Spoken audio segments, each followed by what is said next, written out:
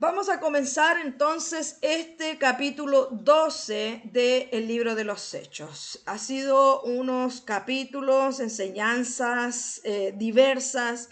Hemos podido encontrar diversas enseñanzas, experiencias que comenzaron a vivirse, las primeras experiencias que comenzaron a tener los apóstoles, los discípulos del Señor, cuando ya el Señor había ascendido y tuvieron que comenzar estas primeras experiencias con el Espíritu Santo, guiándoles, como decía hace unos minutos, no todas las cosas se las reveló el Espíritu Santo, no todas las cosas tuvo que bajar un ángel y mostrarles, decirle el camino, sino que en algunas ocasiones también los apóstoles tuvieron que tomar la decisión de involucrarse en ciertas cosas.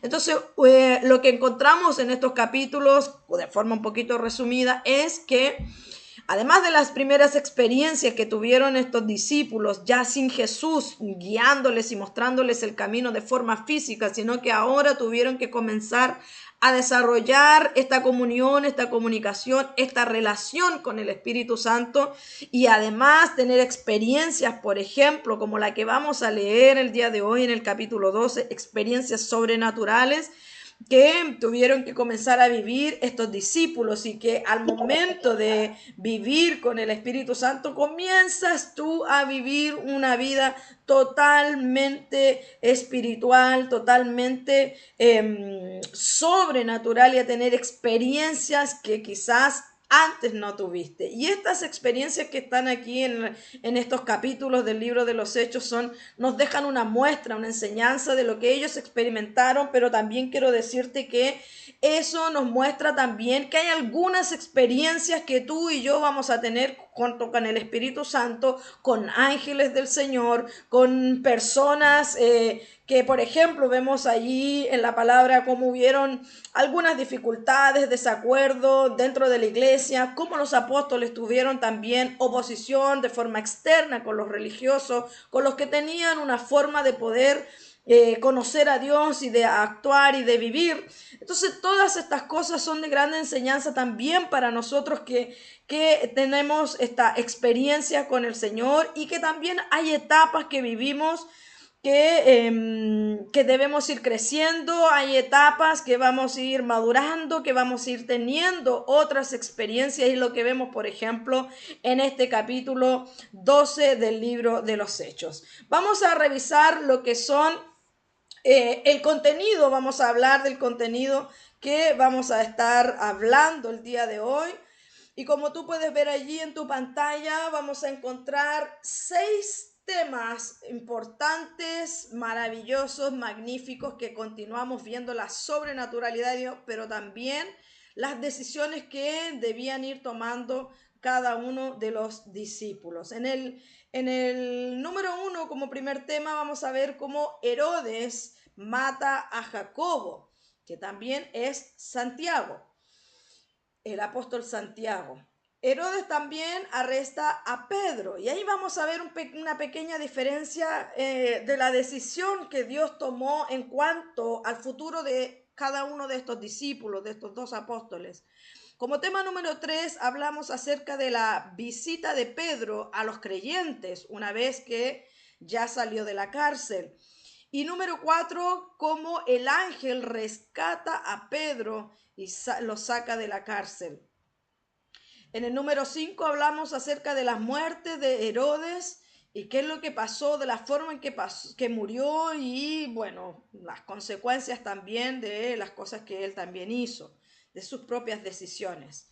En número 6, como sexto tema, hablaremos acerca de Bernabé y Saulo regresan a su lugar. Ahí vamos a estar hablando y voy a comenzar inmediatamente a compartir la palabra para que podamos leerlo juntos y poder leerlo ya de mejor forma. Así que vamos entonces a leer la primera parte, que es de capítulo 12 del libro de los Hechos, versículo 1 y 2, para que lo podamos ir desglosando. Dice: en aquel mismo tiempo el rey Herodes echó mano a algunos de la iglesia para maltratarles y mató a espada a Jacobo, hermano de Juan. Mira qué distinto es lo que se vive en estos capítulos, porque vamos a ver cómo la intención, qué es lo que movía a Herodes para poder interponerse y aún salirse de sus casillas, porque allí los versículos dicen que lo que él quería era echar manos, como decía allí el versículo, de maltratar a los discípulos de Jesús. Pero parece que aquí con Jacobo, con el apóstol Santiago, se le pasó un poco la mano porque terminó matándolo a través de la espada. Entonces, Herodes, vemos allí que no tiene límites, es un rey que va y hace las cosas y no solo porque movido, ¿verdad?, por una justicia, sino que lo que el rey Herodes quería era agraciarse, era caerles bien. Su interés político, social, lo llevó a tal nivel, era tanta su ambición en cuanto a aquello que terminó, para agradar a los líderes judíos, terminó no solo maltratándolo, sino que también vemos en el caso de Jacobo que lo terminó matando. Entonces, durante este tiempo, dice allí la presentación que tú tienes, el rey Herodes Agripa comenzó a conseguir algunos miembros de la iglesia local para ganar apoyo político y social entre los oponentes del movimiento cristiano inicial en la región. Entonces, como mencionaba, Herodes lo que quería era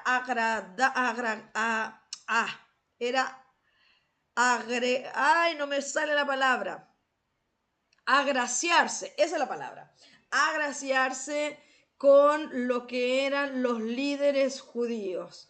Entonces vemos también aquí que cuando queremos o hay algunas personas, sobre todo autoridades, los gobernantes, por eso que la palabra nos lleva a no inclinarnos específicamente a un partido político o al otro, porque esto es muy engañoso.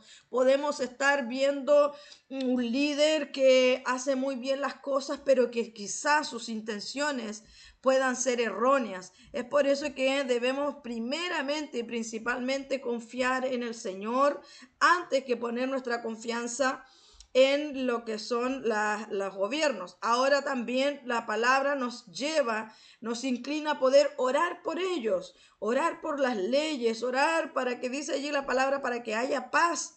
Entonces nuestro deber como hijos del Señor es poder orar, porque imagínense que ellos están en un poder, en un rango tan alto, en una autoridad tan alta, tienen tanto mando, tanto poder en sus manos, que como el corazón es engañoso, es muy delgada la línea de poder corromper su corazón, corromper sus ideales, corromper sus intenciones. Entonces lo que vemos, por ejemplo, en este rey Herodes Agripa, que quería estar allí congraciado con los líderes y sus tradiciones. Entonces, como dice allí,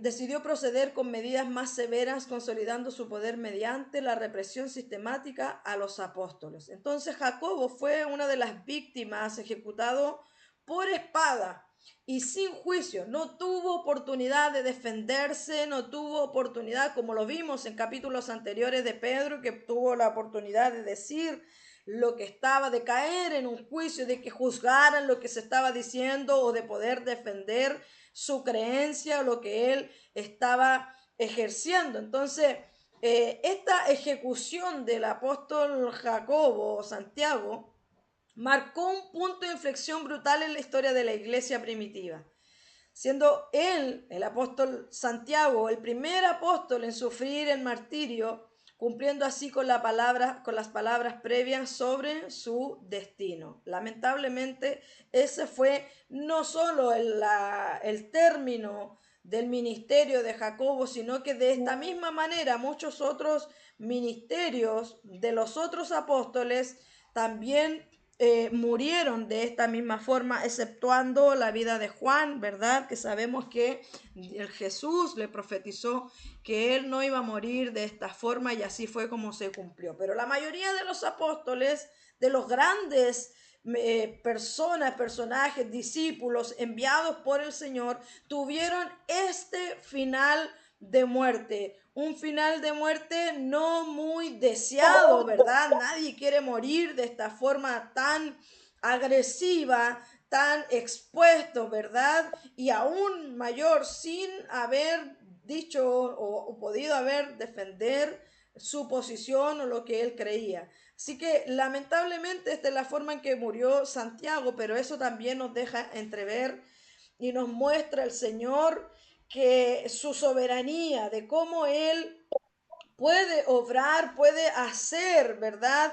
Y como a Él le plazca. ¿Será que el Señor es injusto al haber permitido, por ejemplo, que Él mismo muriera en una cruz?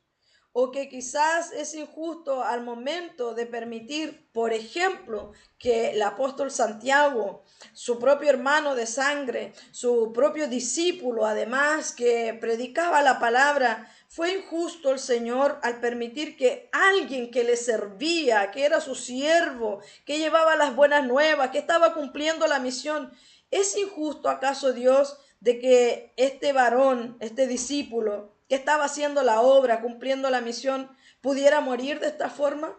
Son algunas de las preguntas que quiero comenzar a hacer, pero no quiero dejarlas tampoco en el aire. Voy a ir avanzando y poder mostrar, hablar y profundizar también en estos temas, porque nosotros como seres humanos a veces no entendemos las cosas que Dios permite. No entendemos muchas cosas que Dios está obrando, que Dios está haciendo y cuáles son sus determinaciones, porque aquí cualquier persona humana, ¿verdad? Cualquier ser humano podría decir a qué tipo de Dios le está sirviendo, que permite que tú mueras así o que un familiar tuyo muera de esta forma, que estaba haciendo la obra, que estaba ejerciendo su ministerio, que estaba obedeciendo a las instrucciones y murió de esta forma tan trágicamente. Entonces, quiero poder también avanzar a lo que es los siguientes versículos para que podamos ver también y tener una comprensión acerca de la diferencia en cuanto a la decisión de Dios, en cuanto a la vida de Pedro y la vida de el apóstol Santiago. Entonces, cuando vemos allí, por ejemplo, vamos a leer desde el versículo 3 al versículo 6, que la decisión de Dios en cuanto a la vida, a la situación y el desarrollo que vivieron a esta agresividad que trajo el rey Herodes, las situaciones fueron muy distintas para la vida de Pedro y la vida de Jacobo, que murió por una espada, ¿no? Entonces leíamos en el versículo 2 que viendo que esto había agradado a los judíos, el versículo 3, perdón, que Herodes había matado a espada a Jacobo, dice que viendo que esto había agradado a los judíos, Herodes vio que esto le agradó a los judíos, procedió a prender también a Pedro. Eran entonces los días de los panes sin levaduras. Y habiéndolo tomado preso, le puso en la cárcel, entregándole a 4 grupos de 4 soldados cada uno, para que lo custodiasen, y se proponía sacarle al pueblo después de la Pascua. El versículo 5 dice, así que Pedro estaba custodiado en la cárcel, pero la iglesia hacía sin orar oración a Dios por él. Y el versículo 5 dice, el versículo 6, perdón, dice, y cuando Herodes le iba a sacar, aquella misma noche estaba Pedro durmiendo entre 2 soldados, sujeto con 2 cadenas, y los guardas delante de la puerta custodiaban la cárcel. Mire que lo que tenemos aquí. Tenemos a Herodes que lo único que quería era agraciarse, ¿verdad? Agraciarse, caerle bien, tener una relación amistosa entre los judíos y las autoridades, porque imaginando en la actualidad, supongo que quería sus votos, quería su aprobación, quería el apoyo de los judíos. Entonces no halló mejor forma que, sabiendo la situación entre los judíos y los cristianos, poder inclinarse a los judíos y obtener favor de ellos. Pero vemos también aquí la diferencia, porque si bien es Herodes el que envía a matar y a golpear a los cristianos, sabemos que tenemos un Dios soberano que tiene el control absoluto de todas las cosas. Nuestro Señor tiene la plenitud de todas las cosas, incluso, por ejemplo, de estas decisiones. Si bien, ¿verdad? Herodes, como dije recién, fue el que envió a matar o a golpear a estos discípulos. La soberanía del Señor es la que tiene la última palabra. Y creemos y tenemos un Dios que es justo, es el que pone el punto final, aunque el enemigo crea tener la razón, aunque el enemigo crea tener autoridad de hacer de las suyas por sobre la decisión de nuestros reyes, nuestros presidentes, nuestros gobernantes o aún de las autoridades espirituales, demoníacas, ¿verdad? Por sobre todas esas autoridades está la autoridad de Dios. Y en esta ocasión debemos reconocer que, a pesar de que Herodes mataba a los cristianos, Dios es el que tomó la ocasión, la oportunidad y la situación de esto. A pesar que pareciera que no tenía el gobierno, el Señor no tenía la decisión de Dios, pero déjame decirte que todo está bajo los pies de Cristo.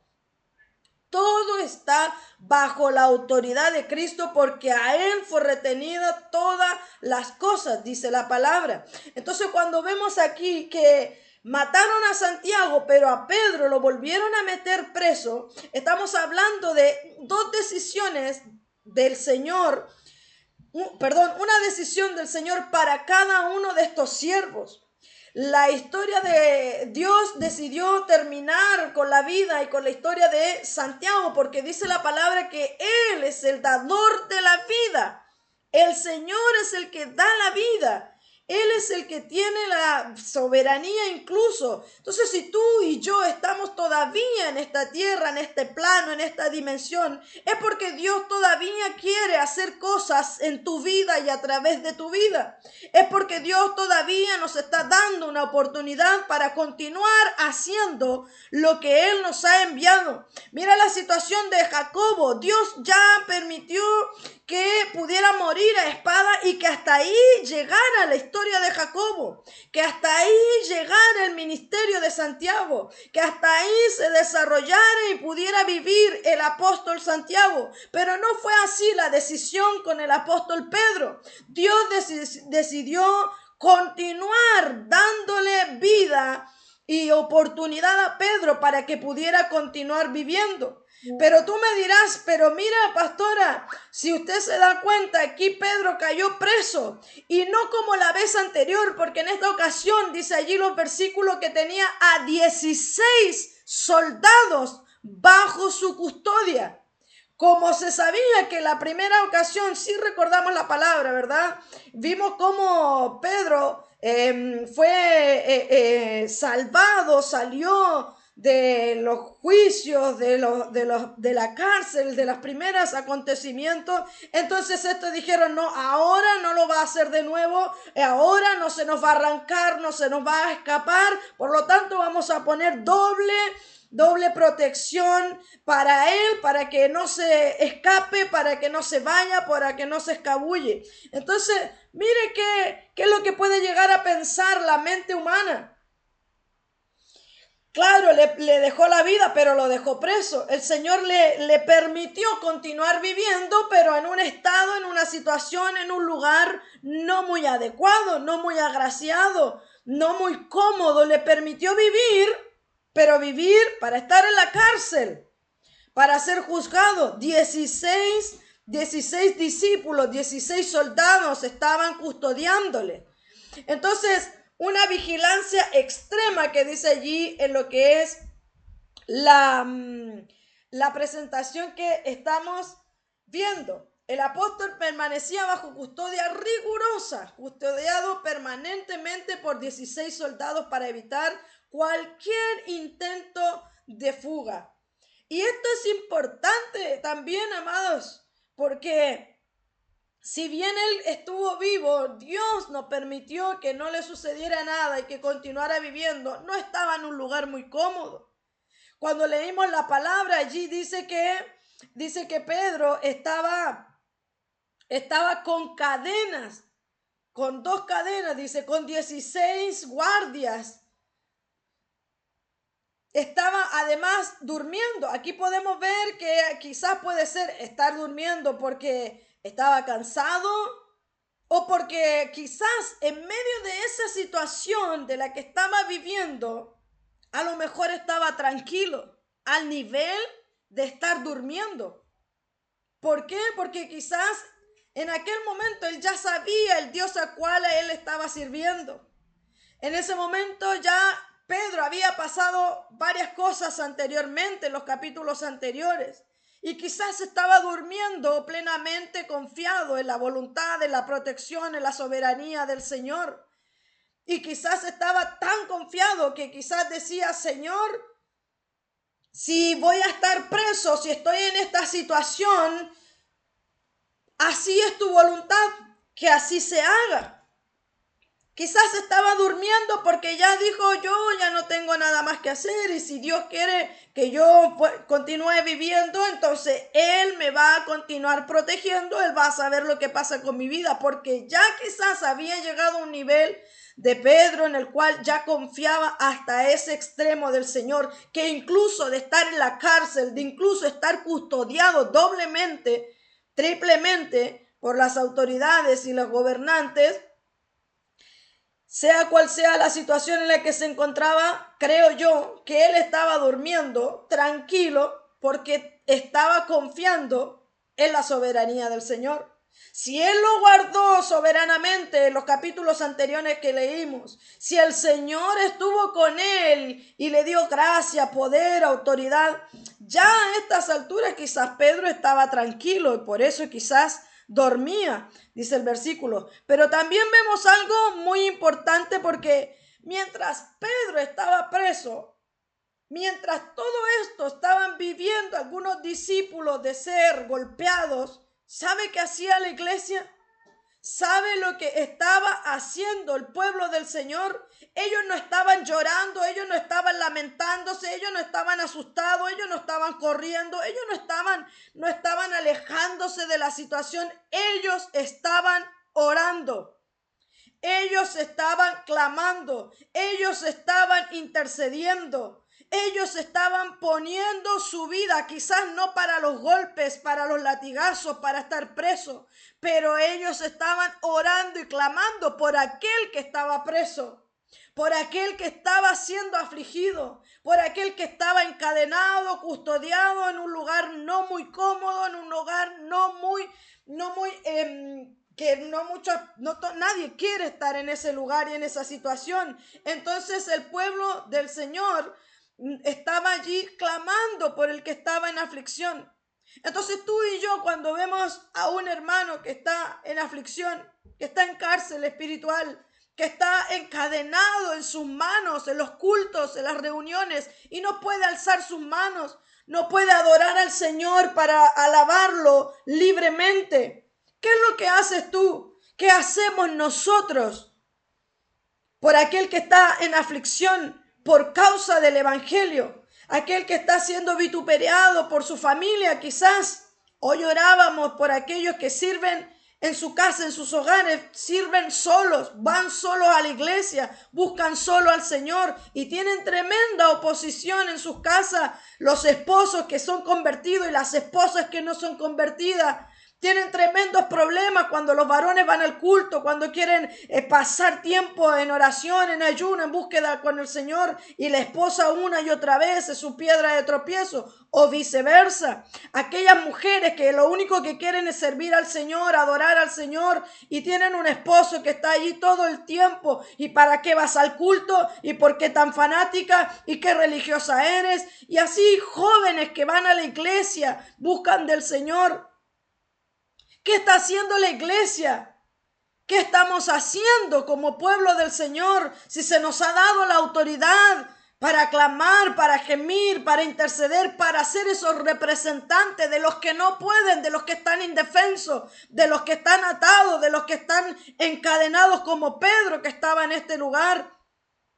Nosotros como iglesia tenemos la responsabilidad de poder orar y clamar por aquellos que no pueden hacerlo, por aquellos que están en aflicción. Porque cuando tú estuviste en aflicción, cuando tú estuviste incapacitado de orar, incapacitada de predicar, incapacitada y custodiada por 16, quizás hubo un pueblo orando por ti. En otra ocasión, otros oraron por ti para que tú te convirtieras, para que tú pudieras salir a flote de la situación. Ahora es el tiempo en que tú ores por aquellos que se necesitan. Y es la importancia. Por eso la palabra dice, si hay 2 o 3 que se ponen de acuerdo para orar por una misma cosa, yo les voy a oír. Clama a mí, te voy a responder. El que pida se le dará y el que llame se le abrirá. Y promesas del Señor para poder orar, para poder saber en qué situación, en qué dirección poder orar. Yo te aseguro que nunca te va a faltar un tema por qué orar si tú eres dirigido y te dejas dirigir por el Espíritu Santo en qué dirección orar. Pero hay una bendición cuando un pueblo se junta a orar. Hay una bendición cuando el pueblo se reúne a orar a una sola voz, a un solo clamor. Cuando el pueblo se pone en comunión, en acuerdo para orar por una misma cosa. No, pastor, es que yo oro en mi casa, en mi pieza, en mi cuarto. Yo oro todos los días. Sí, y el Señor te escucha. Cuando tú cerrada la puerta en tu habitación vas y oras en lo secreto, Él te recompensa en público. Y hay también bendición en eso, pero hay una doble porción y bendición para aquellos que se reúnen a orar y clamar en una sola dirección por los afligidos, como Pedro. Quizás la paz que tenía Pedro de estar durmiendo, yo creyendo, porque allí la palabra no especifica, dice que él estaba durmiendo. Pero creo yo que quizás él estaba durmiendo no solo de cansado de la situación, sino que estaba en paz y tranquilo. Entonces, creo yo que quizás esa paz que podría haber tenido Pedro era por causa también de las oraciones de su hermano. Cuando tú lees las cartas, dice allí los apóstoles, estoy orando al Señor por ti, por esa iglesia, para que tengan paz, para que tengan amor, para que en la situación que estés viviendo puedas confiar en que el Señor tiene la soberanía y la autoridad y el punto final ante todas las circunstancias. ¿Por qué Dios quiso preservar la vida de Pedro y no la de Jacobo? ¿Es acaso nuestro Dios injusto? ¿Acaso Dios no sabe lo que hace? ¿No sabe las cosas que está haciendo de que a uno permite que lo maten a espada, a golpe y trágicamente y que al otro puedan preservarle la vida estando por lo menos preso? ¿Es acaso nuestro Dios injusto de lo que estamos viviendo, lo que estamos pasando? Es que la mente humana a veces no entiende. Es que nuestra capacidad humana a veces no comprende la voluntad del Señor, no comprende sus planes, no comprende lo que estamos viviendo muchas veces y tampoco tenemos que comprenderlo todo. Tampoco podemos creernos tan superior para venir y pedirle explicaciones a Dios. ¿Por qué estoy viviendo esto? ¿Por qué estoy pasando esto? ¿Por qué a mí? Son preguntas que claramente en algunas ocasiones y circunstancias nos vamos a preguntar posiblemente. Pero te aseguro que Cuando tú caes en esas preguntas, ¿por qué estoy viviendo esto? ¿Por qué Dios no me contesta? ¿Por qué Dios está callado? ¿Por qué antes recibía revelación? ¿Por qué antes me hablaba? Yo le preguntaba y él contestaba, pero ahora no quiere contestar. Ahora a él le ha placido callar. Ahora a él le ha placido que vivamos la situación que estamos viviendo, que en nuestra mente quizás no comprendemos. Pero tampoco debemos creernos superior de querer entender todas las cosas en el Señor. Si a Él le place, nos va a revelar por qué estamos viviendo situaciones. Si a Él le place en su inmensa misericordia y gracia, va a darnos esa comprensión, esa respuesta a tantas preguntas, a nuestros cuestionamientos. Pero es también un proceso de madurez y de crecimiento y de sujetar nuestra alma a seguir alabando al que nos ha llamado, el que nos ha preservado la vida, el que aunque estemos presos, amarrados a nuestras manos, Él nos ha permitido todavía tener estos pies en esta tierra y en esta dimensión. Pero nosotros los seres humanos a veces queremos que Él pueda darnos explicaciones todo el tiempo. Y hay cosas que dice la palabra, hay misterios que solamente le pertenecen a Él, que solamente Él sabe por qué lo hace. Él sabe por qué a uno le preservó la vida y al otro permitió que lo mataran a espada. Pero siga siendo nuestro Señor el Rey soberano de nuestra vida, cual sea su decisión. Y sé que hay momentos muy difíciles. Si hay un momento, por ejemplo, a personas que entregaron su vida hoy, comenzaron a servir al Señor y mañana a los 3 días los mataron. Aquellos misioneros que están predicando la palabra, anunciando el evangelio y los mataron. O aquellas personas que están sirviendo al Señor, apasionadas por Cristo, amándolo con todo su corazón, y viene una enfermedad terminal y no hay más esperanza, y te dan 3 meses, y te dan 10 días, y te dan 3 semanas. Sé que es difícil estar en un momento de aflicción y no comprender lo que estás viviendo y preguntar una y otra vez, Señor, ¿por qué estoy aquí? ¿Por qué estoy viviendo esto? ¿Por qué estoy en la cárcel poniéndonos los zapatos de Pedro? ¿Por qué sucede esto? Señor, ya oré, ya ayuné, ya reprendí, ya me incliné, ya te pedí perdón, ya dejé todo esto y sigue la misma situación. Y sigo viviendo lo mismo y sigo pasando lo mismo. Pero hay un momento en que tenemos que rendirnos y decirnos, Señor, esta es tu voluntad y yo la acepto. Señor, esto es lo que tú quieres que yo viva. Amén, Señor, te voy a seguir adorando, te voy a seguir exaltando. Hermano, yo sé que es difícil. Si un hijo se enferma, si alguien, un familiar se enferma trágicamente o se muere, sé que son momentos en los que no hay explicación. La iglesia no puede darte explicación, el pastor no puede darte explicación, la pastora, los líderes, los hermanos, no hay explicación para algunas cosas. No las hay. Y nos queda solamente seguir adorándole. Sujetar nuestra alma a Él. Porque imagínate qué difícil estos pronósticos que acabo de leer, de escuchar, de decir. Estos misioneros que viajan, ¿qué sucede con la familia? Pero si fue a predicar de Dios. Pero si fue a hablar de Jesús. Y allá lo mataron. ¿Qué pasa con el corazón de esa familia, amados? A veces no hay respuestas. A veces no hay algún consejo que se te pueda dar, no hay palabras que se te pueda decir. Simplemente es la soberanía del Señor. Simplemente es su absoluta voluntad. Y esta fue la voluntad entre Pedro y Jacobo. Dos situaciones que terminaron muy distintas, pero con un mismo autor. Y vamos a leer los siguientes versículos desde el versículo 7 al versículo 11 también para ir avanzando también. Amén. Dice el versículo 7. Y he aquí que se presentó un ángel del Señor a Pedro, que estaba allí encarcelado con 16 soldados vigilándolo. Dice que se presentó un ángel del Señor y una luz resplandeció en la cárcel. Tocando a Pedro en el costado, le despertó diciendo: levántate pronto. Y las cadenas se les cayeron de las manos.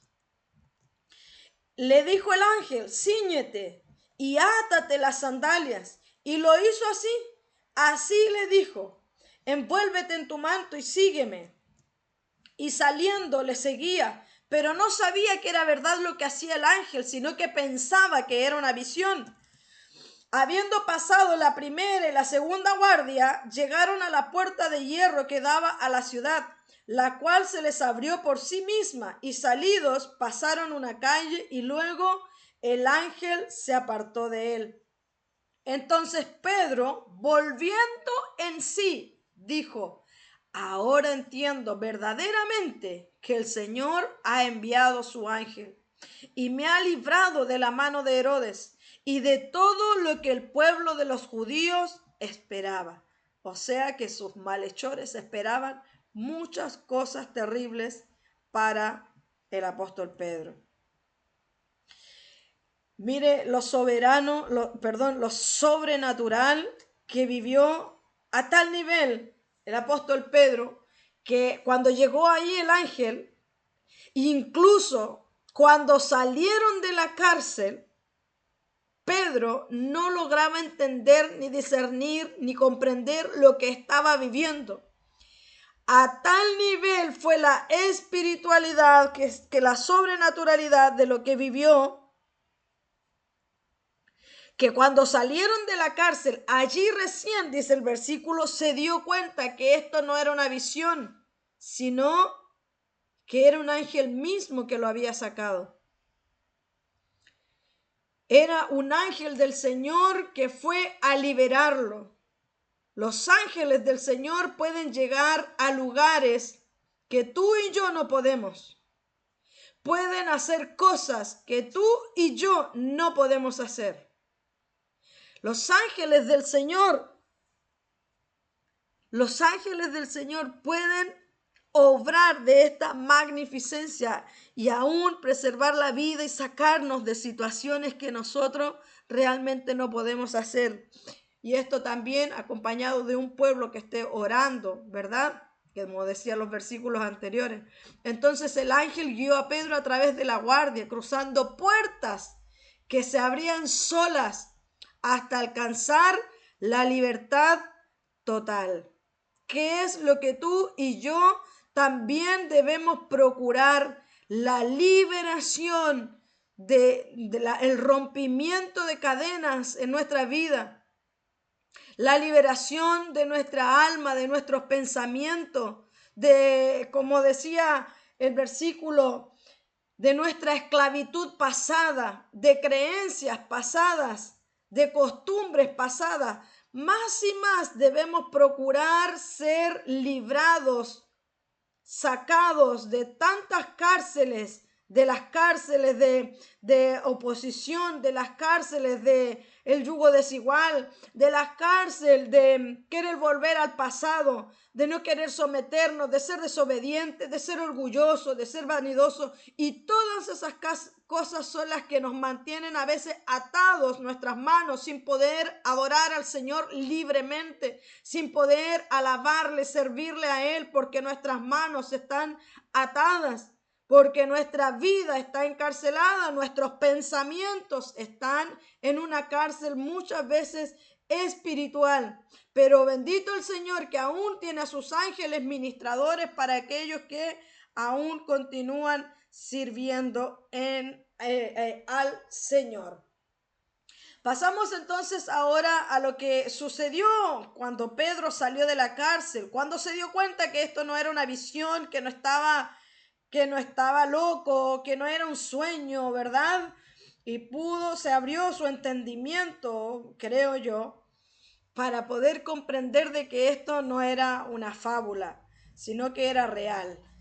Dice que luego de esto, habiendo considerado esto, llegó a casa de María, la madre de Juan, el que tenía por sobrenombre Marcos, donde muchos estaban reunidos, ¿qué? Orando. ¿Estaban qué? Viendo Netflix, jugando cartas, mientras su hermano estaba en aflicción. ¿Tiene hay algo de malo en que la iglesia se reúna para jugar cartas, fútbol, ver una película? No tiene nada de malo. En lo absoluto, no tiene nada de malo si nos reunimos a hacer otras cosas. Pero si es que también nos reunimos a estar orando. Si ya nos reunimos para orar, por supuesto no tiene nada de malo el poder reunirnos a disfrutar, a distraernos junto a nuestros hermanos de la iglesia.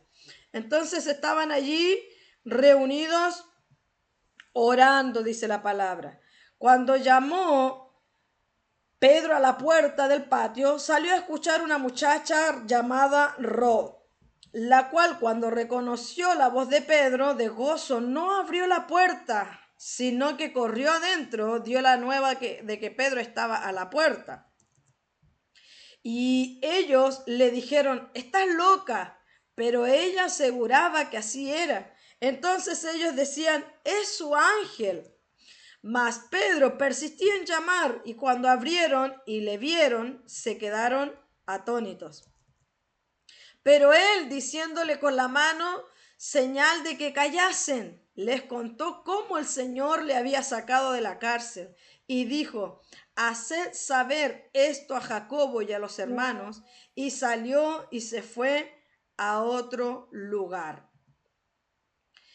Pedro era uno de los líderes de la iglesia, como ya lo hemos visto, tomando la decisión, tomando las riendas, por decirlo así, de algunas situaciones, y pudo salir al frente en representación también de su pueblo. Estaba todos los hermanos, todos los creyentes estaban apartados en un mismo lugar. Ese lugar de encuentro era la casa de María. Ese lugar no solo era una casa cualquiera para recibir a los hijos del Señor, a los creyentes en Cristo, a los que continuaban perseverando a pesar de la persecución que estaban viviendo, sino que era también un encuentro, un lugar de encuentro para poder estar constantemente orando, constantemente, no solo para recibir y reunirse como hermanos, sino que además era un lugar para poder orar y clamar al Señor por todas estas cosas también que estaban pasando. Allí había también una joven, algunos estudios, documentos, menciona que esta joven al parecer era como una esclava.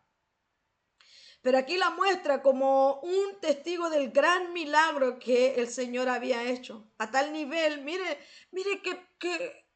qué tremendo, porque el pueblo del Señor, me imagino yo, estaban orando para que Pedro saliera de la cárcel, y cuando salió Pedro de la cárcel no creían que era Pedro el que había llegado ahí. Estaban orando.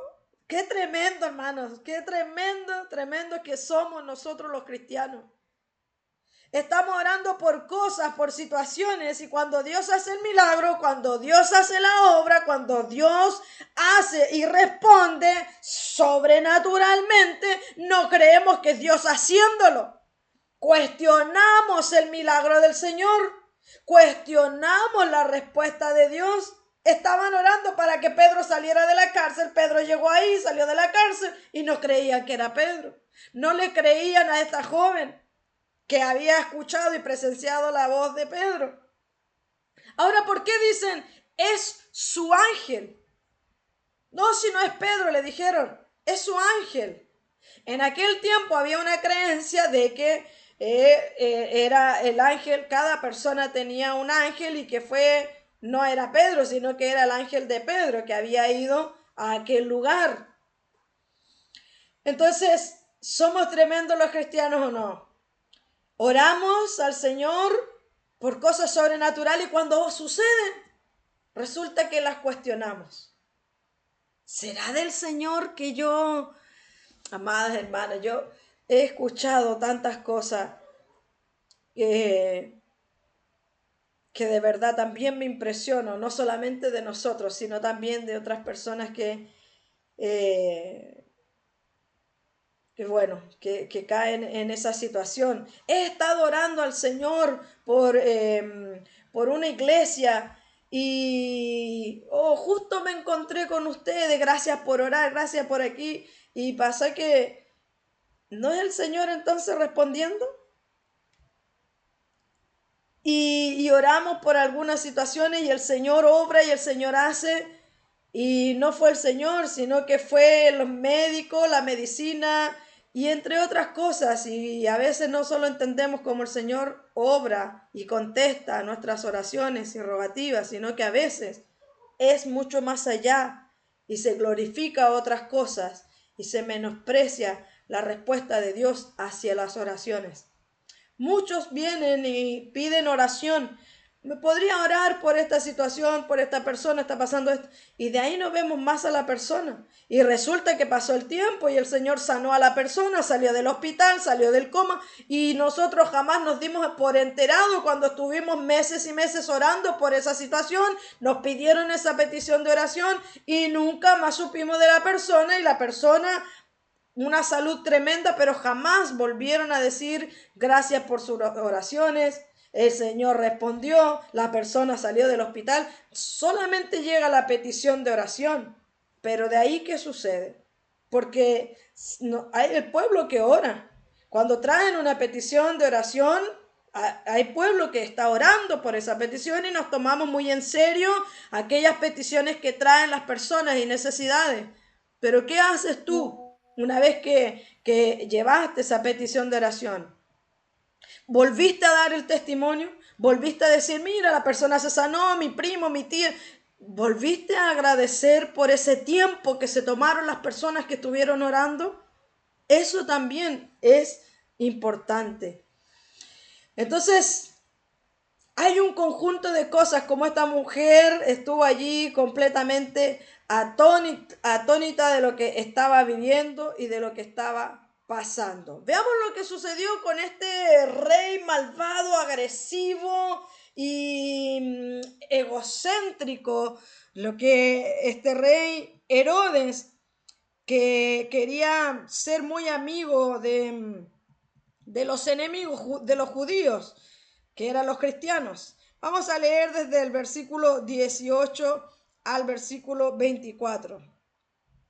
Dice que luego que fue de día, hubo no poco alboroto entre los soldados, porque sobre qué había sido con Pedro, de lo que había pasado con Pedro.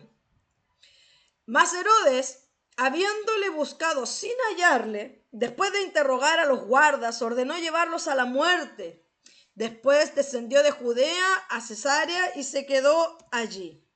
Y Herodes estaba enojado contra los de Tiro y de Sidón, pero ellos vinieron de acuerdo ante él y sobornado Blasto, que era camarero mayor del rey, pedían paz porque su territorio era abastecido por el del rey. Y un día señalado, Herodes, vestido de ropas reales, se sentó en el tribunal y les arengó. Y el pueblo aclamaba gritando, voz de Dios y no de hombre. Al momento un ángel del Señor le hirió, por cuanto no dio la gloria a Dios, y expiró comido de gusano. Pero la palabra del Señor crecía y se multiplicaba. Este hombre, que como vemos, parece que todo el mundo le caía mal. Parece que él como que quería andar peleando, discutiendo, vengarse, agredir a todo el mundo. Y aún mayormente de lo que hizo con los cristianos. Con el mal que le hizo a los cristianos injustamente. ¿Y cuál fue su final? Amados hermanos, nosotros creemos en un Dios justo. Que tú no tienes que vengarte. Que tú no tienes que tratar de hacer justicia por lo injusto que estás viviendo. Que tú no tienes que tomar las cosas bajo tus manos.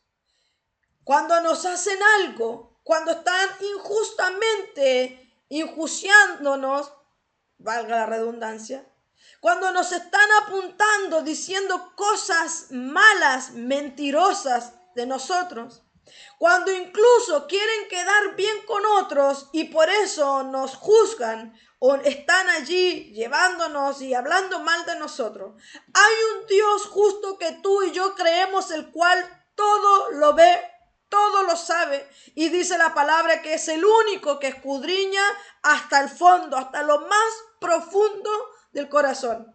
Es por eso que no te sulfures, más bien aprendamos a guardarnos esa rabia, ese dolor que causa por las injusticias que vivimos, esa tremenda rabia, molestias que algunas veces pasamos, de que hablan mal de ti, hablan mentira, cuentan la historia según su visión, según lo que ellos piensan, según lo que creen, y no saben y no conocen lo que tú realmente estás sintiendo, por qué lo hiciste, qué pasó, y conocen solo una versión.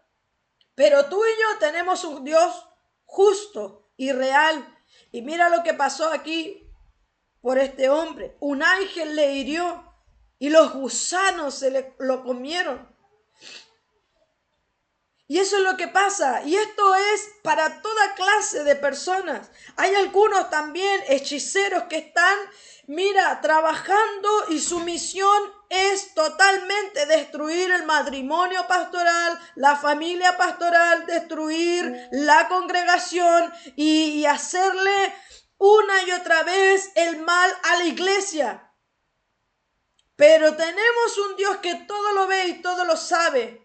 Y todo lo que mandan espiritualmente a la congregación se les va a devolver, porque creemos en un Dios justo que nos protege. Y aun si algo malo nos sucediera, está bajo la soberanía del Señor, está bajo los planes del Señor. Al Señor no se le ha escapado nada. Él no se ha olvidado de ti, Él no se ha olvidado de tu situación. Él no está haciendo oído sordo de lo que está escuchando que hablan en contra de ti. Todo está bajo la mano del poder del Señor y nada se le escapa. No hay uno que se le escapa. ¿Cuántos burladores yo he escuchado, cuestionadores de la iglesia, que critican que los pastores, que el diezmo, que se los roban, que mire, y son cristianos, mira, y van a la iglesia, y mira, hazle un seguimiento y ve cómo terminan. Ve lo que pasa en su vida. Y te aseguro que muchos, como los del rey Herodes, terminan como terminó el rey Herodes, comido por los gusanos tras su soberbia, por lo que él quería obtener a ganancia y a costa de cualquier cosa. Entonces, la soberanía absoluta pertenece únicamente a Dios, frente a cual sea el vanidoso, el rey y la autoridad injusta que tú tengas delante de ti. Amén. Creemos en un Dios justo, totalmente justo, soberano, que conoce y sabe todas las cosas. Vamos aquí a retroceder un poquito a lo que es también el capítulo 11, en el que vimos que Bernabé y Saulo se habían enviado, ¿verdad? Algunas, a través de la vida de Saulo y Bernabé, habían sido enviadas algunas provisiones, algunas ayudas. Recordemos que el profeta Agabo profetizó de que venía un hambre hacia la tierra, hacia Judea, Jerusalén, y el pueblo de Antioquía, la iglesia de Antioquía, sin importar el cartel, sin importar quién eran los líderes, le enviaron una ayuda económica a la iglesia de Jerusalén. Y esta fue llevada por Bernabé y Saulo, y también dice allí el versículo que se quedaron enseñando por un año.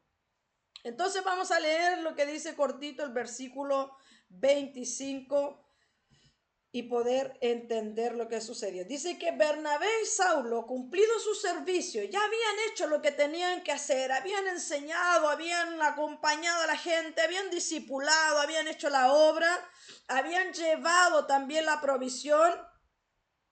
Dice que se volvieron de Jerusalén llevando también consigo a Juan, el que tenía por sobrenombre Marcos. Dicen los estudiosos que este Marcos era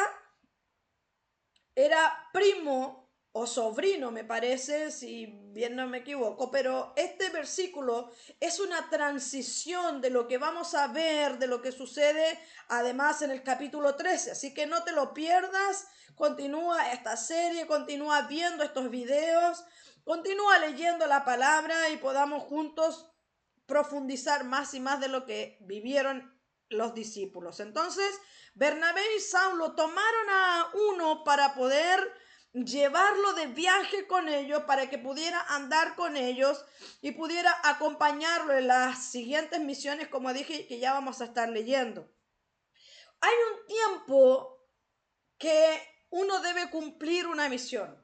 Hay un tiempo determinado, dice la palabra del Señor, que hay un tiempo para todas las cosas. Hay tiempo para todas las cosas.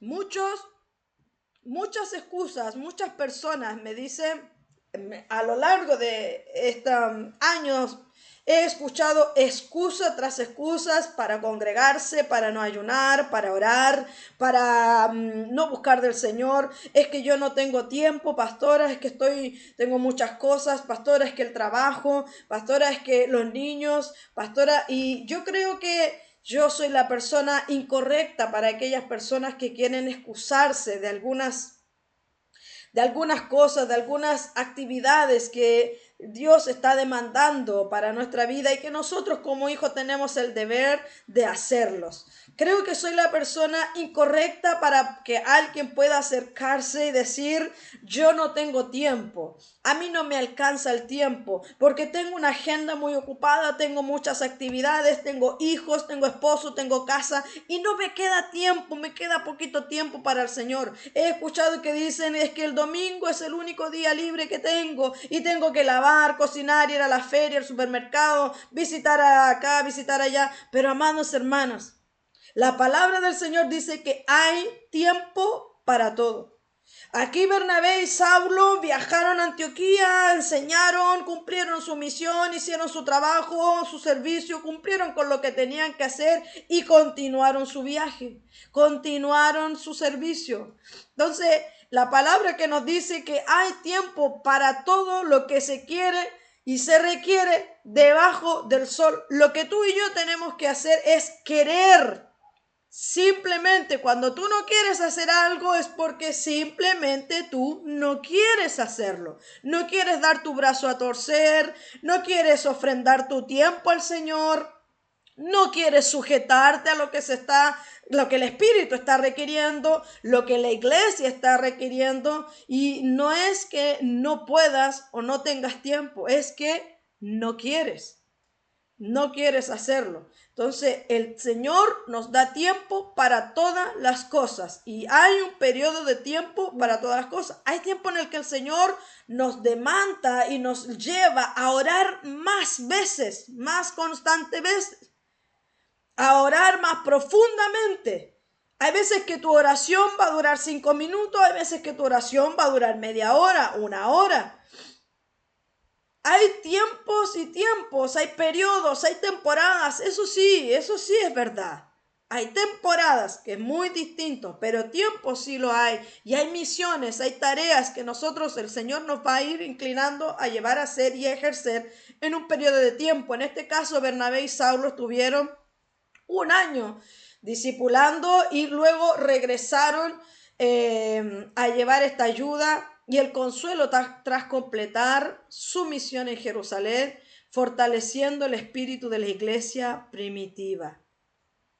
Aquí tomaron a un joven, a un discípulo joven, lo tomaron para llevar junto con ellos. Ya Saulo y Bernabé, ya había una dinámica en ellos, ya había pasado tiempo en el que también pudieron conocerse, pudieron complementarse en el desarrollo del servicio, ¿verdad? Porque también hay un tiempo en el que uno tiene que conocerse y poder fluir juntos en la administración, en la enseñanza, y uno enseña de una forma, otro enseña otra cosa, y así es como va haciendo el espíritu. Entonces, ya aquí habían crecido y tomaron para poder discipular y llevar a este joven llamado Juan, que también era Juan Marcos. Entonces, aquí hay una preparación, como decía recién, para la transición de lo que se va a vivir en los próximos capítulos, especialmente en el capítulo 13, en el que ya comienzan a cambiar un poquito las cosas. Comienzan a poder entrar también en otros temas, en otras situaciones, en otras circunstancias. Y continúan pasando cosas, estos discípulos del Señor continúan viviendo los primeros años. Te dejo como tarea también, por ejemplo, que dice que el encarcelamiento de Pedro fue en los panes sin levaduras. ¿Será acaso que habrá pasado un año desde los panes sin levaduras que crucificaron a Jesús? ¿Será que habrá pasado un año? Como